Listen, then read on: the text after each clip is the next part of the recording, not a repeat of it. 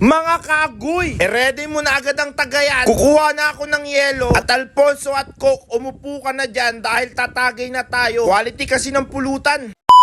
For today's video mga kagoy, gagawa tayo ng napakasarap na chicken dinakdakan. Punta muna nga tayo ng palengke dyan para bumili ng buong manok. Isang manok lang naman yung gagamitin natin para makagawa tayo ng masarap na chicken dinakdakan. Hugasan lang natin ng mabuti yan hanggang mahugasan ang loob niya. Mga kagoy, meron ba kayong mga tropang sagot na ang pulutan at alat? Kapag meron kayong ganun, napakaswerte nyo na. Bihira nang magkaroon ng ganung tropa. Meron naman akong tropang ganun mga tol. Sasagutin niya na daw yung alak namin, pati yung pulutan namin. Syempre hindi kami makakatanggi tol dahil libre yun. Malakas pa naman kami makapagbura. Kaso ito nga ang problema. Sabi ng kaibigan ko sagot niya daw lahat. Pero nung nalasing na ay na-scam kami mga tol. Ambag-ambag daw kami. Grabe ba yung strategy niya? Wala kaming choice mga kagoy kundi nag-ambag na lang kami. Kaya sa susunod na inuman, hindi ko na ina-expect na maglilibre pa. Magdadala talaga ako ng extra pera ko. Napakadali lang naman gumawa ng dinakdakan na chicken. Ima-marinate lang natin ng konti ito. After i-marinate natin ng mga 20 minutes, naglagay na nga ako ng mantika sa aking kawali. At saka natin ilalagay itong ating manok sa ating mainit na mantika. Balik kapag magpiprito para tayo ng ganito mga kagoy, may hina lang dapat yung apoy. Nasa medium heat. Hihintay lang natin itong maging golden brown. Mga tol, sinasabi ko sa inyo, itry nyo itong dinakdakan na manok. Hindi kayo magsisisi, napaka-quality ng lasa. At mga ilang minuto nga mga kagoy, ganito na yung manok natin. Unti-unti na nga siya nagiging golden brown. Balit tinusok ko pala ng kutsilyo para maluto talaga sa ilalim yan. Ipa-fast forward na natin mga kagoy, basta prinito natin yan ng maigi. Balang ginawa ko muna habang pinapalamig yung ating manok, naghiwa muna ako ng maraming sibuyas. At syempre mga kagoy, naghiwa na rin ako ng mga sili natin na gagamitin natin sa dinakdakan na manok. At after naman yan mga kagoy, saka naman na natin hiniwa tong ating manok na naprito. Hahati lang natin ito ng maliliit. Baliwag nyo na pala isasama yung mga buto. Yung mga laman lang yung kukunin natin dyan. Pero option nyo yan mga kagoy kung isasama nyo yung buto. After mong mahiwa lahat, saka naman na natin titimplahan ito. Maglalagay lang tayo ng saktuhan ng paminta. At maglalagay rin dito ng konting mayonnaise. Imimix lang natin ito na imimix hanggang kumalat yung mga lasang nilagay natin sa ating manok. Para ka lang gumagawa talaga ng dinakdakan na karne. Baka magtaka kayo mga kagoy bakit prinito yung aking dinakdakan na manok. Ganito po kasi yan mga kagoy, umuulan po kasi dito sa amin. Mahirap po kasi mag-ihaw mas lalo kapag umuulan. Kaya minaigi ko na lang talaga na prinito na lang. Naglagay na rin pala tayo dyan ng konting magic sarap. Pandagdag lasa sa ating dinakdakan na manok. Para maging quality yung ating pulutan mga kagoy, saka mo naman na ilalagay yung ating mga sibuyas at sili na green at red. Never na hindi mawawala yan sa pulutan mga chong. Masarap kasing tumakay kapag maanghang yung pulutan. Isa rin yan kasi sa technique para hindi talaga maubos yung pulutan. Kapag nagustuhan mo tong pulutan natin mga kagoy, please like and share. Paki-comment na rin kung taga saan ka para alam ko kung saan napadpad yung vlog ko. Baka ikaw nang maambunan ng blessing. Nagbuhos na rin ako ng pangpangotra sa ating niluto. Etong kalamansi. Hahaluin lang natin ito ng maigi